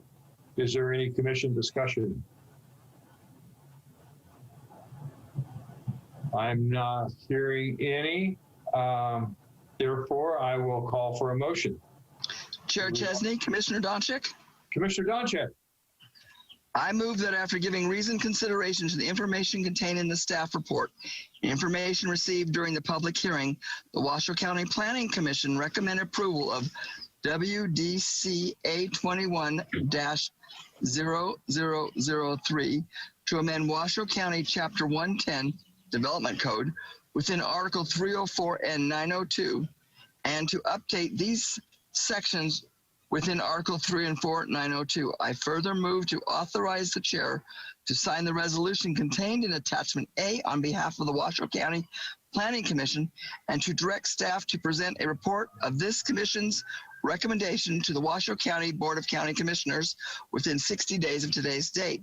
This recommendation for approval is based on all of the following 4 findings in accordance with Washoe County Code Section 110.818.15 Thank you, Commissioner Donchik. Do we have a second? This is Commissioner Trevilichek. I will second. Okay, we have the motion by Commissioner Donchik, the second by Commissioner Trevilichek. All those in favor signify by saying aye. Aye. Aye. Any opposed? Hearing none, it passes unanimously. Thank you. Okay, we'll move on to item F. Development Code Amendment Case Number WDCA 21-002, Washoe County Development Code Amendment to Article 606, Parcel Maps, and 916, Establishment of Committees. Secretary Lloyd. Chair, for hearing, discussion, and possible action to initiate an amendment to Washoe County Code, Chapter 110, Article 606, Parcel Maps. The amendment updates references to the current name of the Community Services Department, Planning and Building Division, clarifies language by removing the term subdivision, requires approval of a tentative subdivision map in accordance with Washoe County Code 110-608 for divisions of a lot or lots created within 5 years of the recording of a map, creating the original parcel, and removes noticing requirements for subsequent tentative parcel maps and other matters necessarily connected therewith and pertaining thereto. And initiate an amendment to the Washoe County Code, Chapter 110, Article 916, Establishment of Committees, Section 110-91605, Parcel Map Review Committee. The amendment clarifies the members of the Parcel Map Review Committee, defines the process of appointment of those members, provides for the appointment of alternate members, and sets the terms for the members of that committee. And if the proposed amendments are initiated, hold a public hearing and further possible action to deny or recommend approval of the proposed amendments, and if approved, is recommended to authorize the chair to sign a resolution to that effect. Now, representing Washoe County in this matter is Senior Planner Roger. Roger. Good evening, Mr. Chairman, members of the committee. For the record, Roger Pelham with Washoe County Planning. I'm going to go ahead and attempt to share my screen here. Okay, are you all seeing my presentation? Yes. Yeah. Wonderful, there we go. So this is an amendment to 2 related sections of code, all of which have to do with parcel maps. This is a request for both an initiation and then for the public hearing. In general terms, we have received, that is to say, staff has received criticism over the years that the subsequent parcel map process, the perception has been that that sort of circumvents the intent of the code. while we can place subdivision regulations on subsequent parcel maps, it has a different level of review. That is to say, it's heard by the Parcel Map Review Committee rather than coming to this committee. And those subsequent maps are 4 or fewer parcels within 5 years from when that parent parcel was created. Article 916 rather, is the Parcel Map Review Committee, and this one is really a lot of housekeeping and cleanup. We have folks that are listed as necessary on that committee that those positions no longer exist. We have some redundant positions. We've had some departments that have been combined, and this really is just sort of cleanup and housekeeping to reflect the current name of our department and to reflect the current members that really should be sitting on that committee. We also go into some detail to ensure that the appointments are valid and how long those appointments are good for. Again, this is proposed to update the organization, to recognize the current organizational structure, and again, to require that tentative parcel maps, more than one every 5 years, would then be treated as a subdivision. Again, we have been criticized over the years for this, and I think with some validity. I had one case a number of years ago where I did 21 serial parcel maps that all went to the same hearing, and the effect really was a subdivision rather than a minor subdivision or parcel map. That being said, I believe that the Planning Commission really is the more appropriate venue for review of that type. Again, 916, we're clarifying the members, and the reason why is because it has changed a lot over the last 5 or 6 years. We have received one public comment, and this is from the chair of the Warm Springs Community Alliance, Ms. Maeve Susan Ambrose, and essentially she is in favor of the changes to Article 606 to require a subdivision map rather than a subsequent parcel map. But again, her comment is shown here. We did do a public workshop in March. There were some criticism. Is the same level of expertise going to be demonstrated with a review at the Planning Commission as it is at the Parcel Map Review Committee? And the answer to that is yes. Generally speaking, the Parcel Map Review Committee is made up of technical experts from the various departments. All of those departments will have made their comments, and those comments will come to this board as recommended conditions of approval, just as it would have done to the Parcel Map Review Committee. And again, why is this being brought forward? Again, this is staff responding to some long-term criticism that, we really felt to be valid. Likewise, notice was published appropriately in the Ring Gazette Journal for tonight's hearing. I am able to make all 4 findings. Those, there are some comments on each one of those that are included in your staff report. I won't go into each one specifically, but these changes are consistent with the master plan. I believe they do further promote the purpose of the development code. They certainly respond to change conditions, and I believe that actually there will be some beneficial effects. I don't believe that they will be adverse. Again, on page 10 of your staff report, we have a little bit more comment there. Now I have a couple of motions, one for the initiation and then one for the recommendation. But with that, I am available for any questions that you may have. Thank you, Roger. Hey, Jennifer, I've got a question. I sit on the Parcel Map Review Committee. Should I abstain from the vote on this thing? No, I don't believe that would be necessary. I don't think any of the statutory criteria for an abstention would be necessary. Then I would like to make a comment. I think that these changes are long overdue, and this really cleans up the process for the Parcel Map Review Committee. It's a good process. We've had some developers that have used and abused the system, and Roger has taken those knots out of the cord with these changes. So that's my input to this. Does anybody else on the commission have questions of Roger or any clarification from him? I think he's Chair Chesney, this is Commissioner Doxick. I do have one question. Maybe I'm missing something, but the reasoning for the noticing requirements being removed, if I get a clarification on that, please. Certainly, Mr. Chair, if I may. Sure.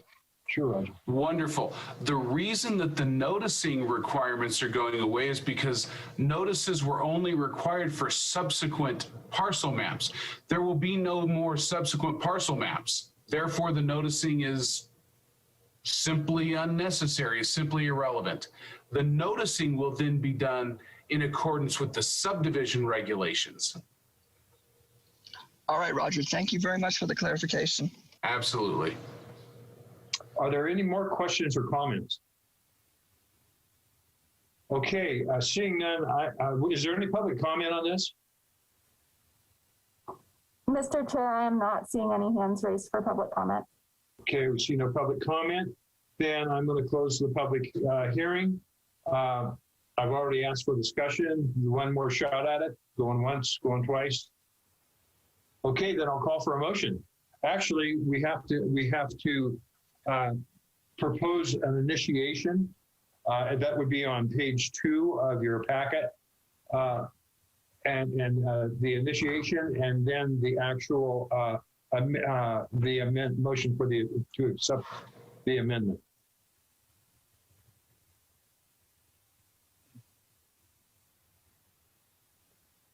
Mr. Chair. Commissioner Subdivision. I'm prepared to make a motion. Thank you. For Development Code Amendment WDCA 21-0002 PMRC.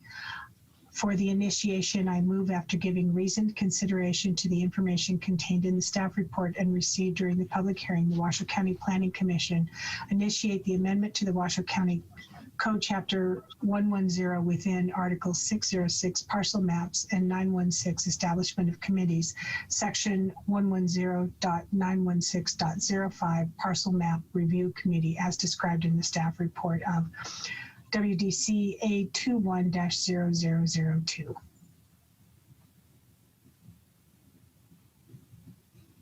Okay, we have the initiation. Do we have to vote on these separately? Jennifer? No, you don't have to. If Commissioner Shavilicek wants to continue the motion and say, I further move, blah, blah, blah, you can opt to do that. It's up to you. Okay. I then further move for the amendment process. I move that after giving reasoned consideration to the information contained in the staff report and received during the public hearing, the Washoe County Planning Commission recommend approval of WDCA 21-0002 to amend the Washoe County Code Chapter 110 within Article 606 Parcel Maps and 916 Establishment of Committees, Section 110.916.05 Parcel Map Review Committee, as described in the staff report for this matter. I further move to authorize the chair to sign the resolution contained in Exhibit A on behalf of the Planning Commission and to direct staff to present a report of this Commission's recommendation to the Washoe County Board of Commissioners within 60 days of the date of action by the Planning Commission. This recommendation for approval is based on all of the 4 findings in accordance with the Washoe County Code Section 110.818.15, parenthetical E. Chair Chesney, this is Commissioner Doxick. I second that motion. Okay, we have a motion on initiation and the amendment from Commissioner Stavilicek and a second from Commissioner Donchik. Is there any discussion on the initiation or the amendment from any of the commissioners? I hear none, so I'll call for a vote. All in favor, say aye. Aye. Any opposed? Seeing none opposed, it passes unanimously. Thank you, Roger. And Thank you, sir. You did an exceptional job on this thing. I appreciate that. Thank you. Okay. Well, then we're out of public hearing items, and we're going to come back to the agenda and chair and commission items. Any future agenda items? Mr. Chair. Commissioner Savilcek. And council or planning staff can advise if this is appropriate under here. I did receive an email earlier today. I'm assuming that the rest of my fellow commissioners also received an email from Wendy Boreal from Woodland Village requesting a meeting. I have not replied to that email. It is not my practice to meet with developers prior to something coming before the commission. But I just want that, looking for advisement on that. And if my fellow commissioners also received the same email. I did not receive it. Pat Phillips, I received it. Commissioner Donchik, I don't know. I've not been near my email all day. Yeah, Larry Payton, I got one as well. This is Commissioner Nelson. I also received one. And no response from me either. Likewise. Same here.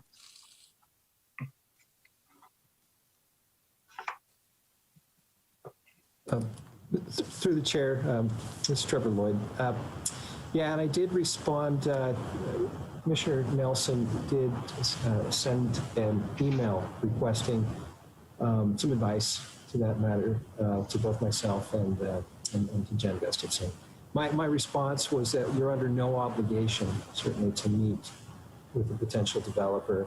And if you feel that you're not comfortable in doing so, I certainly recommend that you follow your gut and you may choose not to meet.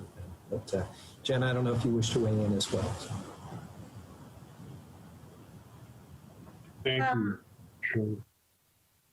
Jen, yes, thank you. Thank you, Chair Chesney. I know I did receive that email. I haven't reviewed it yet, though, so I'm not really prepared off the cuff to respond to that. However, it does seem like it would be an attorney-client issue, and so I can certainly respond to the group with the reminder to please do not hit reply all when you do receive an email from me, and I can certainly look at that and respond at the appropriate time. okay, I think, is everybody okay with that? Okay, that would be great. Do we have any other future agenda items or issues? How about requests for information? Any requests for information? Seeing none there, huh? Okay, directors and legal counsel items. Oh, wait. Let's go back to chair and commission items. I believe that we have the election of officers next month. Is that correct, Trevor? June? Wouldn't that be the election of the new chair and co-chair? I don't know if it's July. Yes, I don't believe it's June. I will have to double check, but typically it is July. Commissioner Chesney, I am 99.999% certain it's July. It would be the July meeting. Okay. Yeah. Okay. You can put me through this one more month. That's fine. Based on the undoing of the COVID mess, are we as our June meeting? Do we know if it's going to be at the dais and in person, and so we can? Mr. Chair, I'm glad you asked that question. That's actually very good timing. Based on the recent directive from the governor, yes, we are going to be opening up our public hearings once again and resuming our meetings in the chambers. We will likely be doing a bit of a hybrid approach where we will continue with the Zoom option. However, we are opening the doors. My understanding is we're opening the doors to the public as well as the commission members. Great. Hey, does that also mean that staff will be getting back to the office and getting together and collaborating? Well, I will certainly be at the meetings in person, and I invite any of our staff also to attend. Again, we haven't really nailed down all of the details yet. As again, we talked about having a hybrid approach. So you're probably going to see a little bit of both, at least to start with. Okay, great, thanks. Okay, let's see, report on previous planning commission items. Do we have any of those? I just have one. You may remember the master plan amendment and regulatory zone amendment for Woodland Village, and this was just to swap density. It was not an intensification at all in the area. That was heard by the county commission on April 13, and they did, and they approved the request. And that's all I have. Okay. Jen, any legal information or updates? No legal information or updates. I just wanted to tell everyone that I am looking forward to meeting everyone in person at our next meeting in June, because I haven't met any of you yet. So just, I do plan on attending the meetings in person, and I certainly look forward to getting to know you all and speaking with you. Yeah, that's great. Be careful what you wish for, though. Could be a double-edged sword there.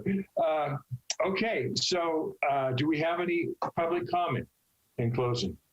Mr. Chair, we have no public comment. Commissioner Sawilczek. Yes, I appreciate Trevor letting us know about Bob. I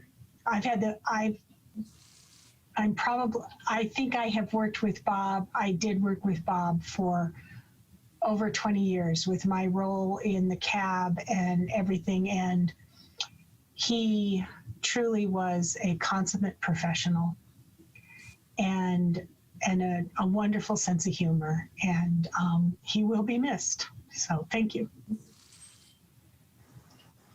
Yeah, he sure will be. It kind of took me by surprise. So I guess there's no other public comment. And anybody want a last shot at anything?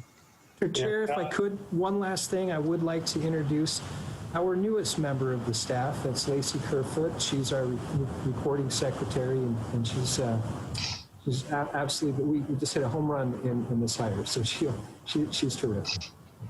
Yeah, you did an amazing job. You sure did. Welcome, Lacey. Thank you. It can be very rewarding, or it can be very punishing at times, but it's still a good job, and you've got big shoes to fill, and I think you're doing a good job so far. So anyhow, would anybody like to move to adjourn? Mr. Chair, before we do that, I don't know, because I have the beauty of being at my office and looking at email, we did receive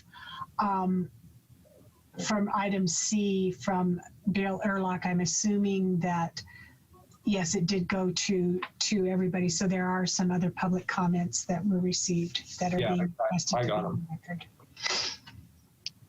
Okay, who's going to move to adjourn? I'll move to adjourn. All moved. Okay, we all move to adjourn. We'll see you next month with bells on. I hope we get to meet at the commission meeting. One thing. We're 100% capacity, so. Well, the other thing is if we're going to meet down at 9th Street, we need to make sure that our badges are updated for clearing, because we haven't met for so long. Our badges may have expired. So that's just a thought, thinking ahead. So I love you all. Take care. I'll see you. Take care, everybody. See you next month.